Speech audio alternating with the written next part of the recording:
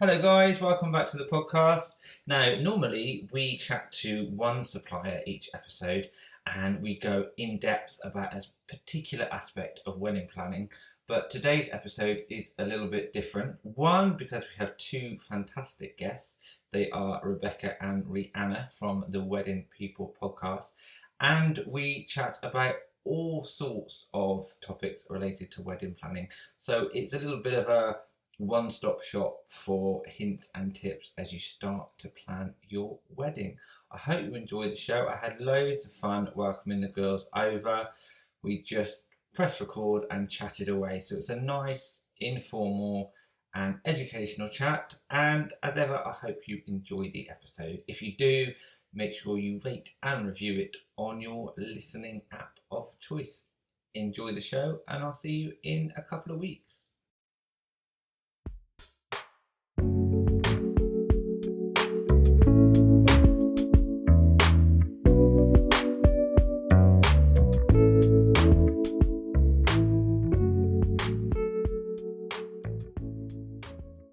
Hello.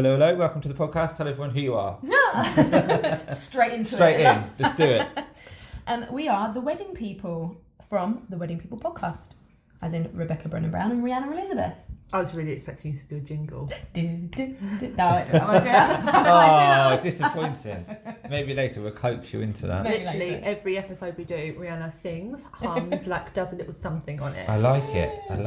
Don't expect me to do that. I don't really sing. Well, by the end of this podcast, we'll have you singing. Cool. So what are we going to be talking about today? A little bit of everything, isn't it, really? Yeah, we thought we would just try and give your listeners a bit of practical advice from... We are two wedding planners. That's something that is very key to this. We're just random people who decide to come on the podcast. We are actual working wedding planners. So it's kind of a collection of practical advice that we've picked up over the years that we think will be useful. And kind of... it's one of our most listened to episodes. Yeah, so, and a bit of emotional support thrown in there at the same time. We like a bit of emotional support. Everyone needs a bit of emotional support, especially planning a wedding. Yeah, 100%. Cool. So, without further ado, what are you gonna wow us with first? What do you want to start with? I think we should start with budgets and prioritising. Yeah. I think that's a good one because money is always the one thing that stresses people out. Yeah. Regardless of what your budget, if it's, a tight one or sky high, people still have issues with budgets. Yeah, definitely. And it's kind of, the budget is a really good place to start with your entire planning process because it forces you to think about what's important. Yeah. And that helps you then section your budget out. So for example, we have completely different opinions on what I find important as to what Rianna finds important. We're not completely different, but you value good food and like food being really, really good as something more than I would. Yeah. So Rianna would allow, for Rianna's wedding, it would be a higher budget for food than it would for mine. Yeah.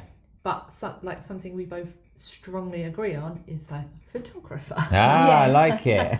Oh my gosh. Very absolutely. Important. Really important. Yeah. We can't stress to them enough because it's like fair enough you can spend all this money on all these elements, but at the end of the day the photography is what you're going to have as your memories.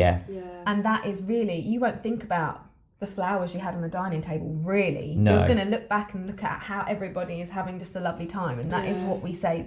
If you can allocate more budget to somewhere, keep it in the memory bank, which is the photography. Fantastic. And I say that, and it's nice for somebody who's not a photographer to say that, because I never want to put down other suppliers, but things like chair covers and flowers and that, they're lovely and they have their place, but it's not a lasting moment. Sorry.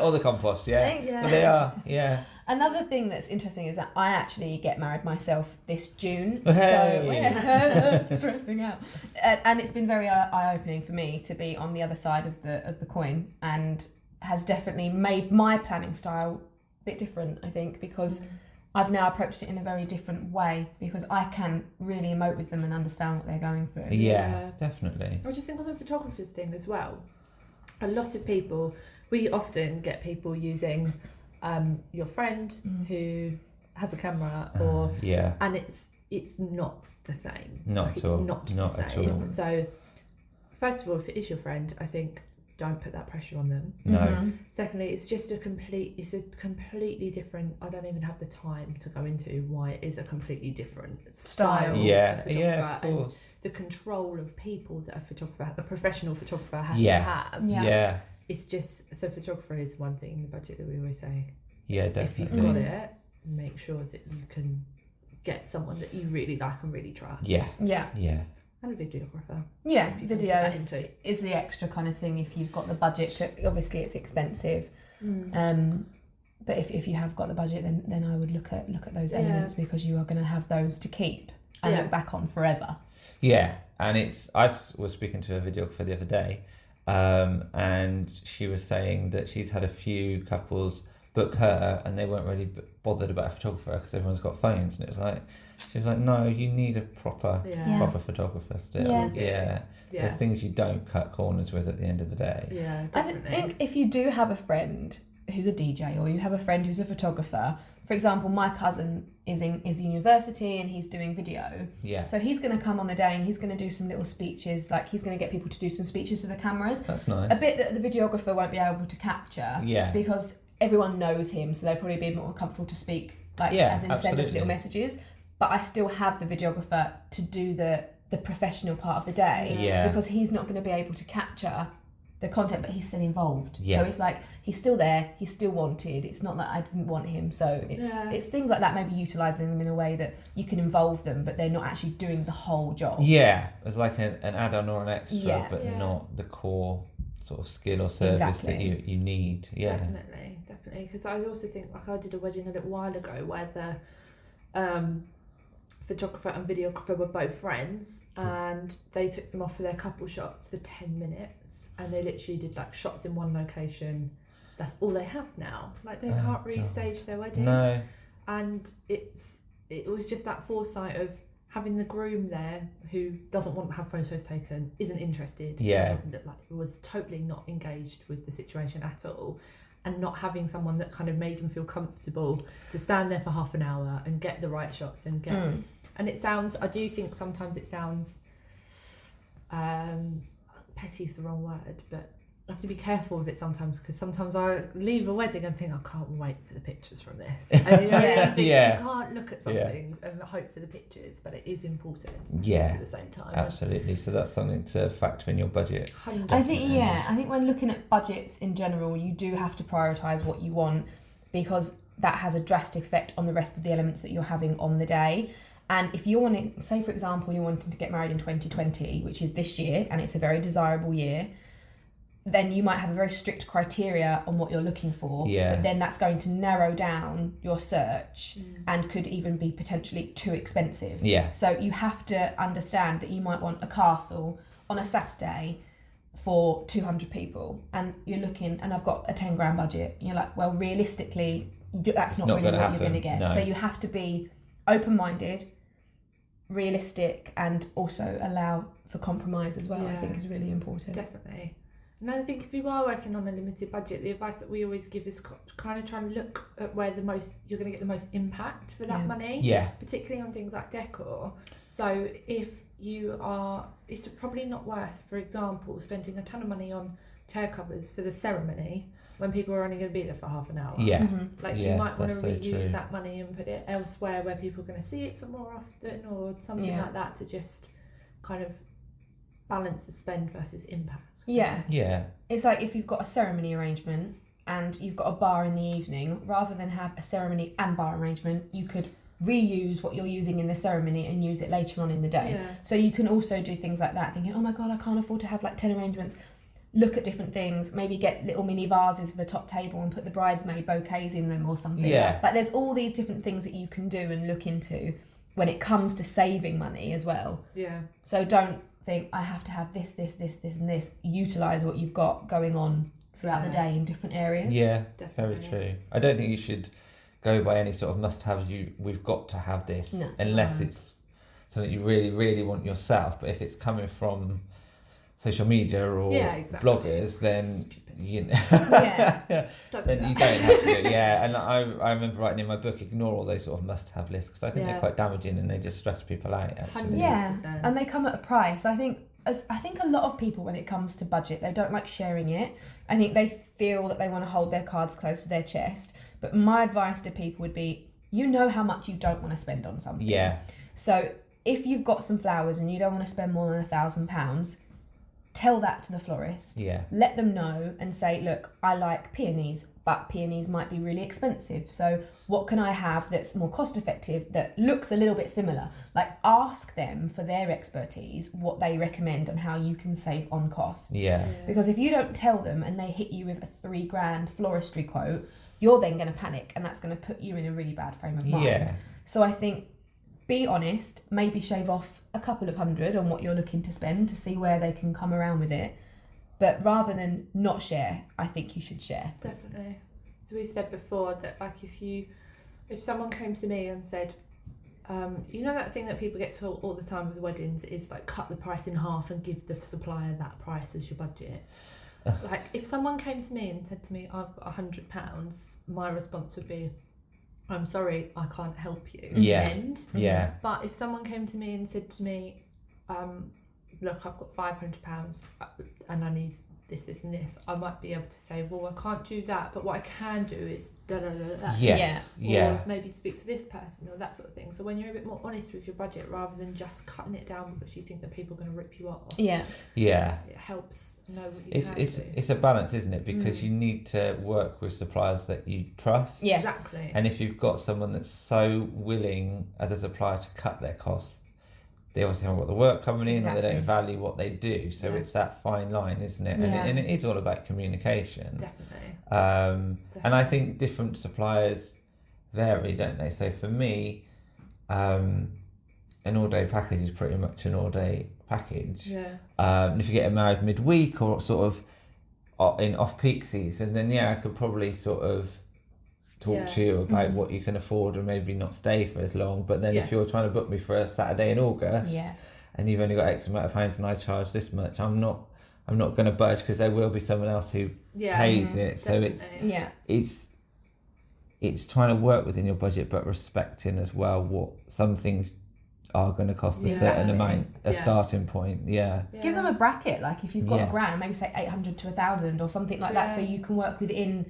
You know, you don't have to give them your top end, but you can say what you're willing to work within. Yeah. So within like the 200 frame of what you're thinking of, because they're not always going to say, oh, it's the top end. But realistically, if they are, then that's the case, isn't it? Yeah. So you're not going to get a 5-tiered gorgeous cake with sugar flowers for £100.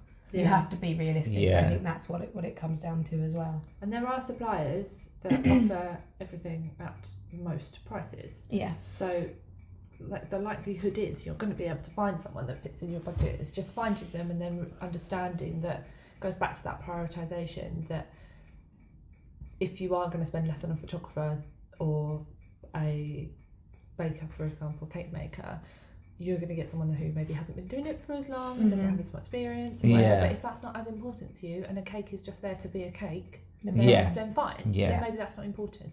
But if it's a showstopper, then you need to allocate a bit more, and that's where that kind of prioritisation. This has all come back round in a nice circle. Prioritise your budget. Yeah, basically. that's very true.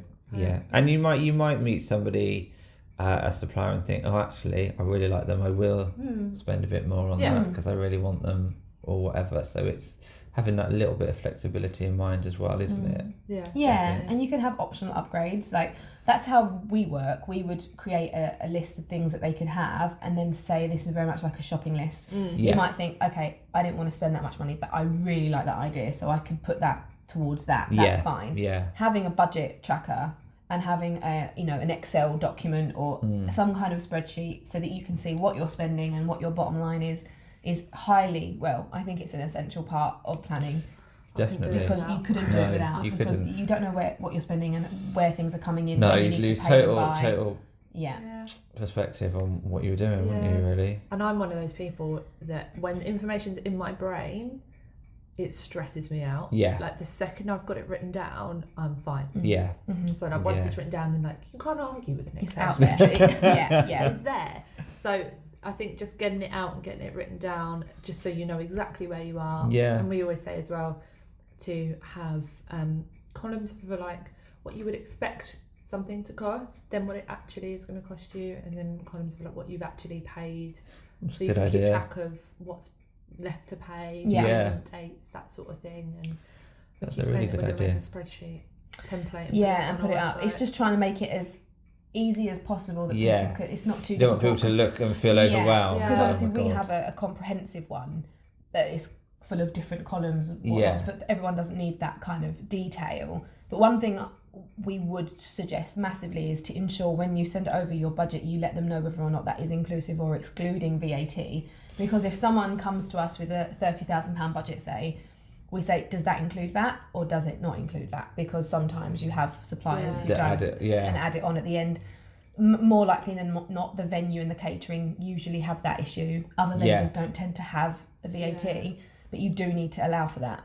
Yeah, and most of the time, I guess your budget does include VAT, but you just have to understand that makes 20% difference. Exactly. And that's a huge. big difference in your budget. Massive. So it's just important to remember. Yeah. And it's not as scary as people think. No. The VAT thing. No. For example, like I'm getting married this year, and my VAT is coming in around £2,500. But that's for all of my catering and all of the venue and etc. So in hindsight, it's not like £10,000 worth of. It's a lot of money. Yeah. It's within that budget, but still. Yeah. It's not scary. Paying it, so don't try. Yeah. That's one of the things. And people are like, "Oh, can you?" Because I'm VAT registered, and people are like, "Well, can you just no? Can you just not charge it, please?" No, that's not how life works. But yeah, so good budget, super important. And then I guess kind of similarly, having a good schedule is our second point. Yes. That sort of flows from that. Linked into the same thing of just having that good documentation. I think makes your life so much easier. Like the way that I plan weddings is by writing a schedule and then filling in blanks. So my schedules at the beginning of a wedding process will start with not a lot of information on it, maybe lots of red everywhere of like questions that I need to find out the answers to.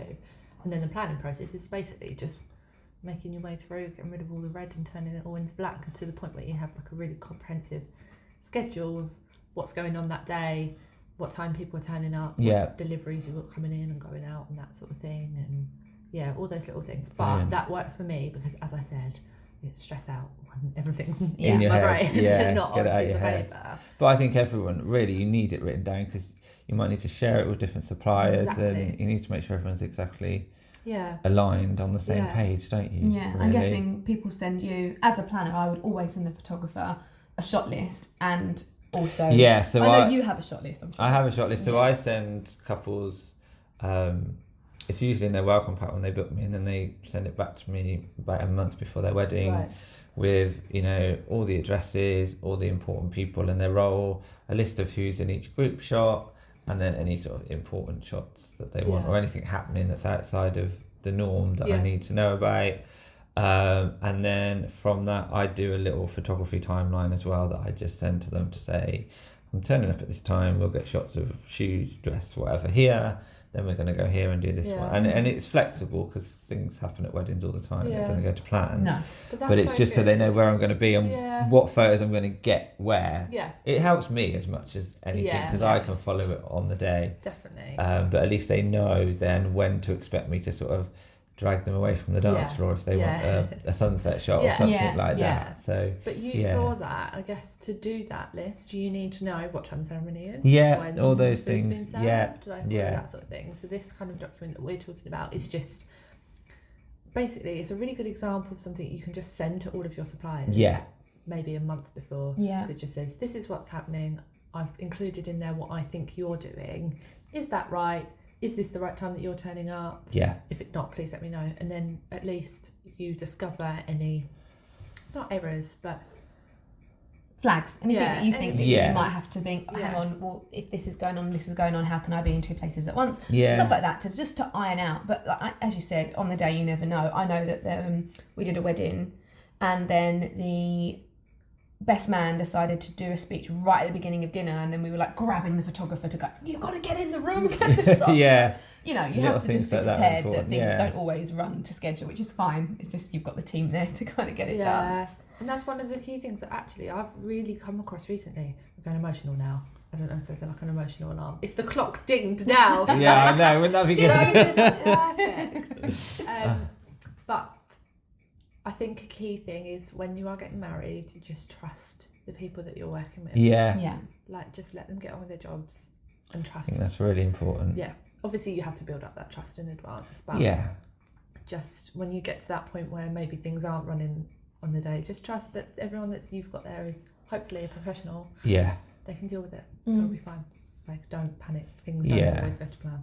And that's where try not to cut corners too much to start with. Yeah. It'll come back and sort of reward you for knowing that the people around you are doing their best to doing their swan impression of making everything seem really perfect, but actually swearing and cursing and flapping behind the scenes. Yeah, absolutely. I describe my job as a firefighter quite a lot. Okay. Like, just got to go around and put out the fires before they get to anyone. Yeah. Just so that no one notices that anything's happening. Yeah. Yeah. It's just that thing of like, but you're... Here we go, the clock's... Oh. They're like, okay, time's up now. Thanks for coming. Thank you. Next. It sounds a little bit like we're outside Big Ben. Oh, it's quite imposing, isn't it? It's lovely. I love that sound. Not when it's 11 o'clock at night. It's not quite so good. No, I think I'd be a bit annoyed. Does it go the whole way through the night? Does it stop? I don't know. I hear it at 11 or 12. Oh, but at least you sleep through it then. Yeah, I've not heard it at 3, so I'm either sound asleep or... oh, it's still going. Anyway, back to weddings. Yeah. I would say the next part, obviously, well, not the next part, but when it comes to guest list, which is, as I've experienced firsthand, the most difficult part. Yeah, a lot of people say that. Yeah, it's stressful. I think everybody can safely know that no one's alone. Everyone is in the same boat. You know, unless you're one of the very few lucky ones who don't have any family politics, it's difficult. You don't know who to invite. You don't know who to have to the day and the evening. Some people just have a full day and then they don't have the luxury of having additional guests in the evening. Destination weddings, guest lists are hard. Yeah. And I think before you find your venue, it's always worth having a list of who you think you're going to invite. You don't have to have everyone, 100%. But a rough idea. Yeah, because if you've got a venue that fits 100 people and then you do your guest list, you've got 160, you're gonna have even bigger problems. Yeah. Who the hell do you that's cut? true. So I think that's always something that you should definitely do before venue searching. And also things like accessibility, if you've got sort of disabled people or older people 100%. coming. Yeah. 100%. Yeah. Where is it? Is it near a train station? Is it near hotels? Yeah. Have people staying overnight? So many things to think about, and it's not something that you should stress about. It's just maybe a hit list of things you should have on your notebook, or your notes in general. What do I need to look out for? Yeah. One thing that I found actually myself is I'm getting married within the 2-week time frame of when the Goodwood Festival of Speed is on, and my venue is on that grounds. So we were going to have issues with accommodation. Luckily, we didn't. But it's always worth finding out if there's any public events on in the area, because that can factor into travel and accommodation. Yeah. Good tip. And I think when you're looking for your venue, always look at plus and minus 10 for whatever your number actually is. So if your number's 130, look for 120 to 140, because you always have that bit of movement. Like mum appears with 5 friends that she's not seen for 20 years and decides to invite. Aunt Peggy, who's not really your aunt and stuff like that. Yeah. Exactly. And then also, every time I say this to a couple, they don't believe me. People will drop out. You're not going to get the numbers. And everyone's always like, no, my friends wouldn't do that. They won't. Well, They won't get babysitters. They won't be able to get it off work. Like, something will happen closer to the time where people will drop out. So you need a venue that's comfortable with your max and your kind of minimum as well. Yeah. So plus and minus 10. Especially with weekday weddings. I've got my wedding's on a Friday, and 4 of my closest family members can't come because my younger cousins have got A-level exams. Okay. So it's like, they told me last week, they're like, we can't come to your ceremony because exactly the time you're getting married, Hannah's got her maths A-level. And I'm like, but that's quite nice. So hopefully good vibes. I'm getting married. She might get a nice A or something in her maths exam. That would be nice. But there's things like that you never would think that you have to factor in. No, but then again, you can't factor in 130 people's diaries either, can you? You've got to almost pick a date and go with it. Yeah. 100%. And if there's key people, obviously check with the key people. Yeah. do not send like a doodle poll of dates for your wedding. Yeah. Oh no. Tick box of, can you make this date? Yeah, it's far too stressful. Yeah. I'm dreading that. I'm not engaged, just for the record. But we speak about my wedding All the more time. than we speak about Rihanna's wedding. True. But yeah, I just think it's going to be chaos. It'll be fine. It always works out in the end. There's always a solution to any problem. there That's is. one thing you need to know. That's so true. Yeah, definitely. I just think I want a small wedding, like 30, like really No, small. I'll is have a small. big wedding with 300 people now you said that. Yeah. Maybe I'll just never get married. No. Solution solved. Solution. Money saved, solution I'll just sorted. be like fun aunt who never got married. And The spinster. yeah, Bridget literally. Jones. Bridget Jones. Without the in the happy first ending. couple Yeah. films, not the last ones. That's me. I suppose then when we're going back to the early stages of like guest list and venue, always thinking before you jump ahead. You know, don't not commit, because obviously when you think, oh, this is perfect, and you're hesitating, that can actually be a hindrance. But equally, don't rush. You're looking at me with a smile. Because she's just talking about herself. Myself. Like, Rihanna can't make decisions on her own wedding. Oh, okay. So we've got to, what how far out are we now? 5? 4.5. 4.5. Half months, right? Rihanna's just started to make decisions on Okay. things like flowers and decor and stuff like that. You were good with the venue. Yeah. But even then there was like a couple of weeks ago where the catering was going to be changed. Yeah. Like, you are talking about yourself. I am just talking about myself. But It shows it's very normal. It's a hard balance to strike, right there, isn't it? Because I know people that book so far in advance, by the time they've come round, they've totally changed their mind about Such things. a bad idea. Or new things have come in that weren't available. And so you're sort of having your wedding already regretting some of your decisions. Yeah. But then you don't want to leave it too last minute that you can't have what you want. exactly.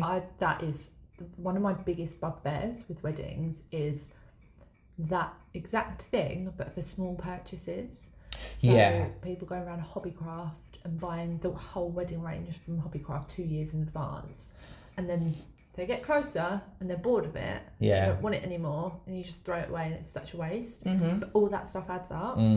And even like guest books that you've bought 2 years in advance, and then you've decided you've changed your whole colour scheme by the time it gets around to it, and you need a new one.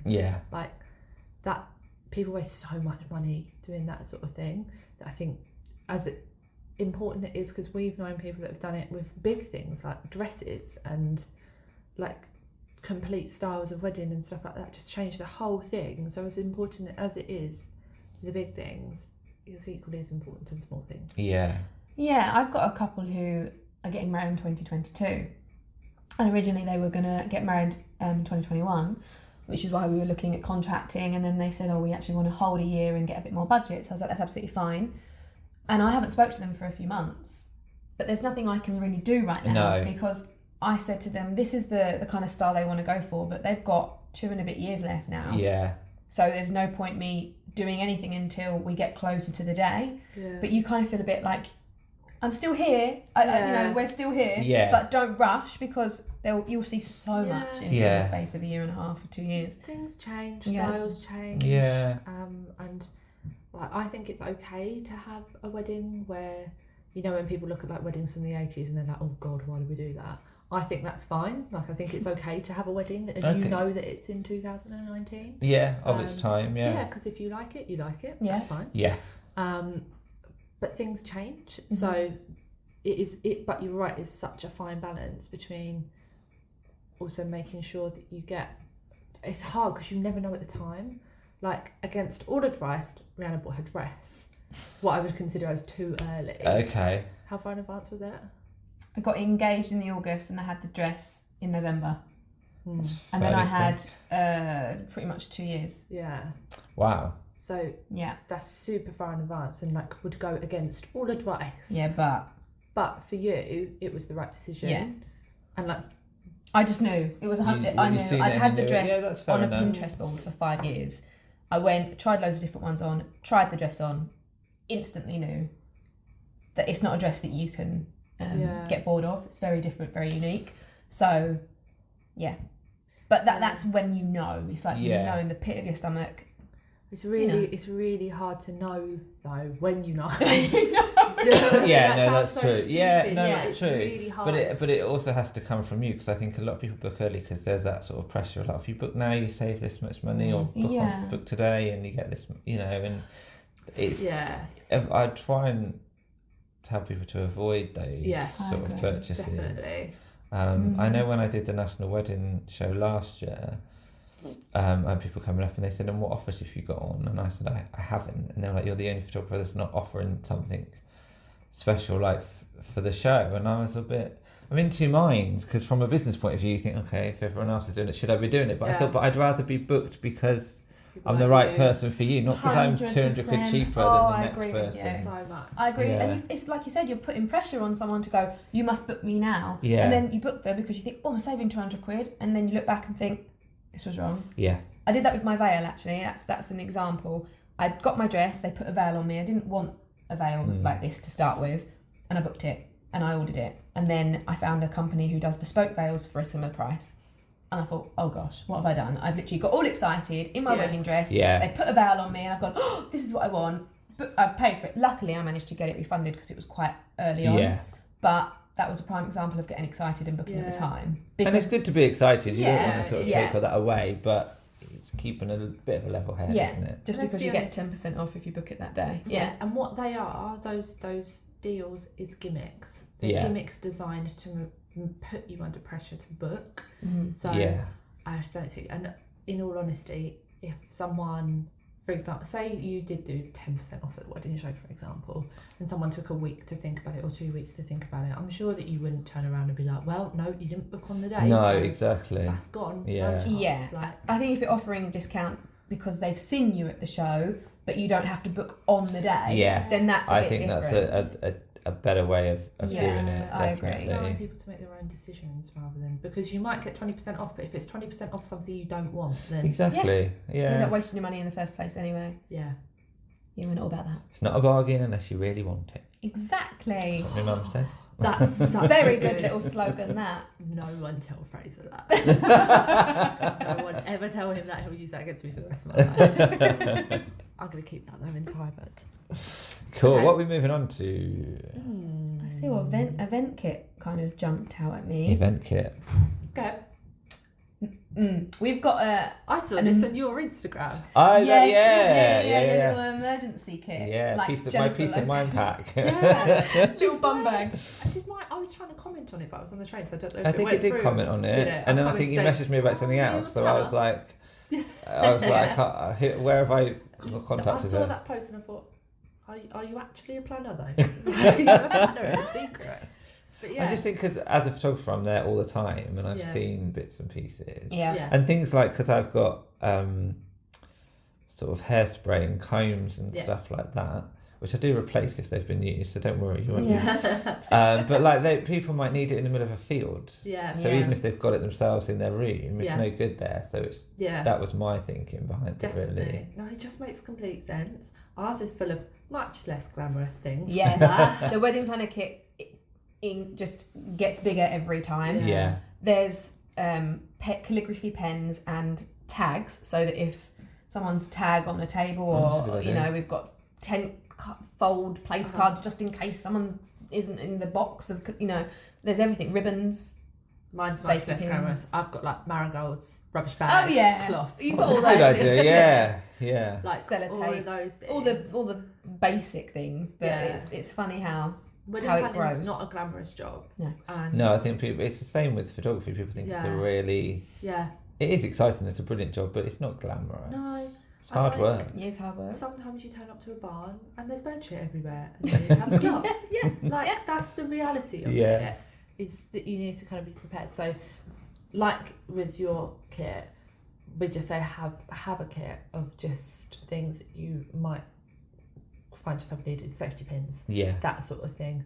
Particularly if you're doing a DIY wedding. Yeah. Sellotape, scissors, loads of scissors. Like they go missing every time, so you don't have to rely on like someone else to come in and deal with stuff for you. Yeah. Just like mine's a suitcase that I literally hold just on. wheel around.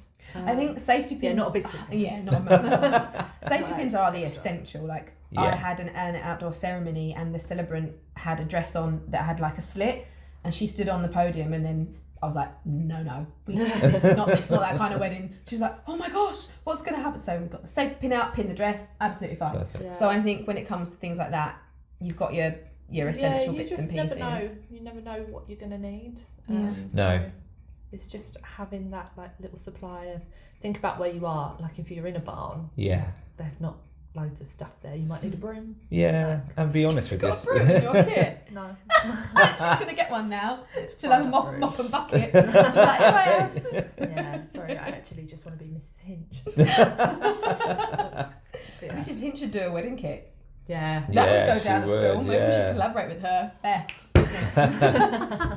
Business.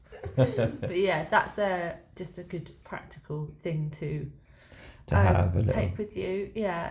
And then a really boring thing. This is so boring, but it's so important. You read your contracts. Like actually read your contracts. Like it's just, I understand how boring it is. I've just had my terms and conditions rewritten. Yeah, I've just redone mine. I don't know what it says. I honestly don't know what it says. It's written in lawyer speak. So I've got a call with him this afternoon to actually tell me what it says. But like even for me, just sitting there reading my own terms and conditions is hard. Yeah. I understand it's hard, but it's important to just sit with a cup of tea and a highlighter and just go through it and pick out things, because you're going to be so grateful that you did that 6 months down the line when you come across something that you went, was there. Or... Yeah. You might not be able to have candles, you might not be able to have red wine. Like there's limitations as well that certain venues have that you might not even think about. Yeah. I'm going to have a table filled with taper candles, and they're like, you can only have LED. You know, okay, fine. So there's things like that you need to double check as well. Yeah. Classic one that I always talk about is I had a couple who signed their venue contract, didn't read it, just carried on with their planning, booked a band, really great live band, sound limiter, didn't allow for the band. Also, they had a line in the venue had a line in the contract that says they're not allowed like live drums. Has to be electric drums. Okay. So they booked this band that cost them thousands of pounds that they then couldn't use, and they had to pay extra money to get the band to get the electric drums. It was just this whole chaos that just would have been avoided if they just read the contract. Yeah. And it's just...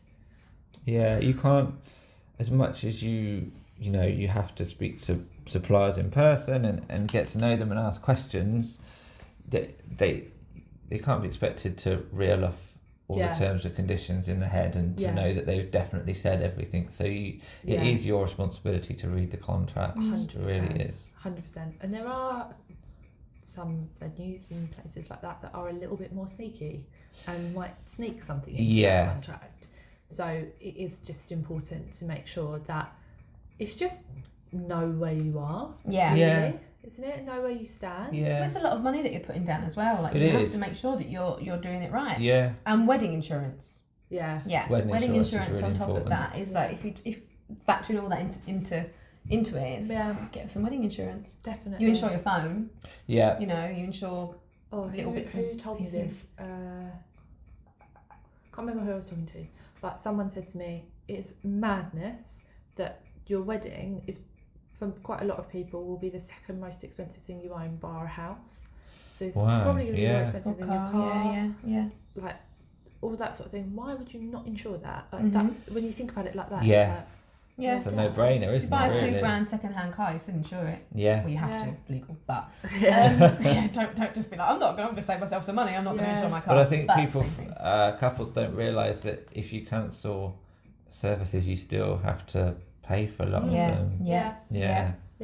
And details of that sort of thing is in your contract. Cancellation fees, all exactly. that kind of stuff. So they are really a key kind of point of that you can go back, and even on things like photographs and stuff like that, as to what other suppliers ask for and get and that sort of thing. You sometimes like it's in my contract that I get the pictures after, so it's important that that's communicated between everyone that it needs to be communicated to and that sort of thing. So it's also in my contract that I won't do weddings with chairbos. It is in their contract. With what? Chair bows. Oh, really? Yeah. Is that your pet hate? It's not my thing at all. So all those like little quirks. That's a bit of a I've put in mind that the sort of final styling and look is down to me, and that you have to allow for changes in how I do my work and how I, you know, because I'm not going to produce something crazy different to what's on my website. Yeah. But if you've booked me for 2 years' time, I might have different kit by then. Yeah. You know, or I might have gone on a course and suddenly used totally different lighting setups or whatever. Yeah. And I'll still sort of stay true to what I am, but you know, this final look is down to me. 100%. And florists have the same problem there. Yeah. In that, like, you can pick all the flowers that you want, and you can say that you want tulips and you want this and you want that, but nature is nature. Yeah. Yeah. You can't say I want that green because that green is not going to be the same next week. Yeah. It's been a dry summer, or like the winter's the worst one. If it's just been so cold that I've had events before where, do you remember? I think you did it with me. We did an event at 8 Northumberland where the blossom, we had a massive blossom tree and it just didn't open because it was too cold. Oh, really? So, and you just can't do anything about that. No, you can't. It's the same with photos. If it's something's been moved or cut down, you can't magically. No. Or it was raining. We didn't get our outside shots. Well, I think you have to have an open mind. It does rain in England quite a lot, and people that get married in November, December are quite open to that and are fine. But people in the summer still think they're guaranteed good weather, and then not really. Yeah, definitely. So I think that's key. So 100%. And that's in the contract. Just check what your venue and what the situation is in bad weather. Yeah, so that's quite a important one. It's a really important one. Yeah, boring but necessary. Yeah, definitely. But once you've done that, then you can plan away knowing that everything's going to fit in. Exactly. So it's peace of mind. Exactly. Rather than, like, would you not rather it be that way than 8 months down the line be like, oh, I can't have that balance. Like, the stress of that is just too much. So it's setting yourself up to be relaxed and be able to enjoy the experience. That's what it comes down to. It's like if you have all these things laid out, you will have a more stress-free wedding planning experience. I think that's a lovely segue into our last point, which is chill. Yeah. Chill, I like it. Professional. Yeah, kind of. No, I can. Literally nothing. We try. It's a fluke. Every time that we do an accidental segue, we always are like, well done. Did you see that segue? Yeah, we're like, pat ourselves on the back, like, well done, thank you. That segue we just did. But yeah, that is it. Everything that we've just said is basically all about just relax, enjoy. Chill, don't put all that pressure on yourself. And I don't know how you feel about this, but I've been listening to a lot of people at the moment that are saying this whole is going to be the best day of your life. Try not to hold on to that too much of this has to be the best day of your life. Because sometimes you will focus on that so much that you're so stressed about it and so pressured about that it's got to be a certain thing. Yeah, I agree with that, and I'm probably guilty of that. I think we all guilty in the industry of doing that. Definitely. I think even for me, from a point of view of not even on my website, instead of keep saying wedding day, you might put your special day or the biggest day of your life, just as an alternative to that phrase. But it can be quite damaging to put that pressure on yourself or put it on other people. Suppliers, you want it to be the best day of their life. Yeah, that's it. You want to make it amazing. So that's what you're trying to say. Like, this is going to be brilliant. We'll help you. Yeah. But I just think sometimes people hold on to it so much that they then end up with like all this pressure and all this anxiety. Yeah. That if you just chill the most you can, like sometimes crap things happen when you're planning a wedding. Like, it's very normal to have arguments with people, or people won't agree with you, or things like that. That's all very normal. But it all just comes back to just try and remember the purpose of why you get married. Yeah. It is though. It is keep that in perspective. As to, you know, the reasons for getting married is if you start the day engaged and finish it married, you've pretty much nailed it, haven't you? Really, and everything else is a bonus. And it sounds really cheesy when you're spending all that money, but it's true, and it helps you just keep calm. And like you say, the things like reading your contracts and doing all the boring stuff is going to help you relax, really. And I always say, like with the group shots and things like that, it sounds like I'm being super rigid, and that's not how I shoot.